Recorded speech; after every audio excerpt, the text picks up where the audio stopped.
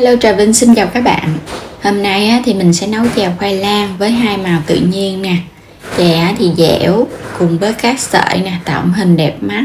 Mình ăn cùng với nước cốt dừa và bột bán ở trong chè nữa. Thì món chè dân dã mà làm cực kỳ ngon và dễ luôn.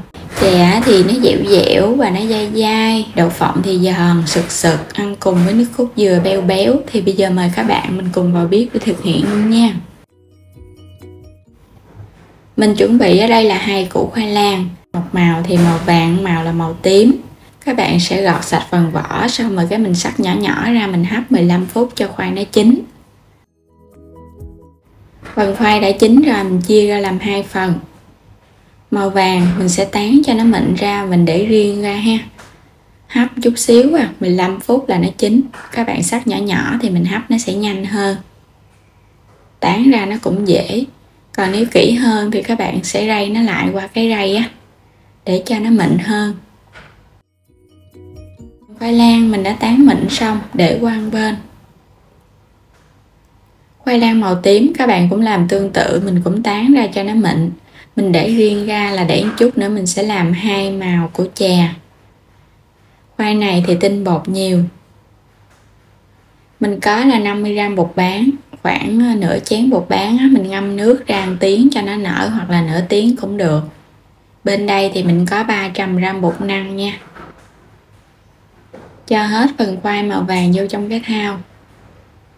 Các bạn sẽ cho bột năng vô. Thì cái lượng khoai này mình cho khoảng 100g bột năng. Nhưng mà còn tùy thuộc vào các bạn thích dai nhiều hay dai ít nữa.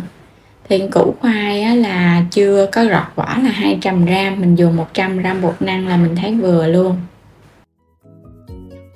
Các bạn sẽ cho nước sôi, thì lượng nước sôi từ 50 cho đến 100ml. Các bạn cho vào từ từ nha, rồi cái mình trộn, nếu thấy nó khô thì cho tiếp. Chứ đừng có cho vô một lần. Mà nếu có lỡ tay cho nước hơi nhiều thì các bạn cho thêm bột năng để cho nó đều lại cũng không sao nha. Mà nhớ là nước phải thật là sôi. Nấu các bạn nấu trừ hao rồi mình cho vào từ từ, chứ đừng có nấu nhiều xài nhiều thì nước nó nhanh nguội. Thì nước nguội bột nó sẽ chảy và nó không có kết tụ thành khói được. Mình nhồi cho khói bột dẻo và nó tụ thành một khói, không hề bị chảy nha. Mà cũng đừng có quá khô. Dẻo và mềm tay thì chút nữa mình làm ra cái sợi chè nó mới ngon. Đậy kín cái viên bột này lại trước nha, để trong thời gian mà mình làm cái viên bột màu tím nữa nó sẽ bị khô Các bạn cũng cho bột năng vô rồi cái mình trộn đều nó trước, xong rồi hãy cho nước sôi. Thì lượng nước sôi cũng tương tự vậy nha, tại vì tùy theo cái độ hút nước của mỗi loại bột và khoai lang khác nhau. Mình cứ cho vào mình trộn. Đừng có cho nó quá khô mà cũng không quá nhão, thành một khói dẻo mịn. Bây giờ các bạn có thể tạo hình bằng cách mình thoa chút xíu bột năng vào trong cái tay, rồi cái mình vo cho nó dài dài ra vậy nè, để nó ra được cái sợi chè ngon, giống như là cái sợi bánh lọt vậy Làm vậy thì nó hơi mất công, nhưng mà cái sợi chè nó sẽ đẹp hơn. Nếu làm ít thì các bạn làm cái cách này. Còn một cách nữa, các bạn sẽ lấy cái viên bột mình phủ thêm bột năng, cán cho nó hơi mỏng ra. Mình làm vậy thì rất là nhanh luôn nè. Rồi cái mình cắt sợi sợi ra. Kiểu này thì giống như là cái sợi bánh canh xắt tay. Đây, nhớ phủ thêm nhiều bột năng. Có thể vo lại hoặc là không cũng được nha. Mình xe nó lại thì cái viên bột nó sẽ tròn trịa, nó đẹp hơn, để cho nó rời ra. Cắt tương tự cái phần màu tím thì mình nhớ phủ thêm bột năng, không thôi nó sẽ bị dính vào nhau. Làm xong hết rồi nè, mình có được 2 màu rồi đó. Rồi bây giờ sẽ bắt một nồi nước để đi luộc cái phần bột này trước. Nước phải thật sôi, các bạn hãy thả bột vô và mình thả từ từ cho nó rời ra nha. Bột nó gặp nước sôi nó sẽ trong lại liền. Sẽ khuấy nhẹ một cái, khuấy một vòng tròn vậy nè, để cho những cái sợi bột nó tròn hơn. Rồi bây giờ các bạn thấy nó hơi nổi lên rồi đó. Bột mà nó nổi lên hết hoàn toàn ở trên mặt nước thì bây giờ mình sẽ vớt nó lên. Nó nổi lên là nó chín nha. Cái phần này cũng nhanh chín lắm. Sẽ thả vô trong thau nước để mình rửa phần bột lại cho nó đừng có bị hôi bột. Tương tự phần khoai lang màu tím mình cũng cho vào luôn nha. Các bạn cũng cho từ từ vậy nè. Nước sôi mình để mức lửa trung bình.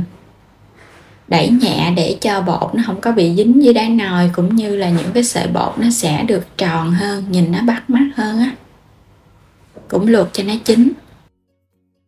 Vớt phần bột khoai lang màu tím mình cho vào chung luôn. Lúc này thì mình không có cần phải tách riêng nữa nha, tại vì mình chuẩn bị nấu chè rồi.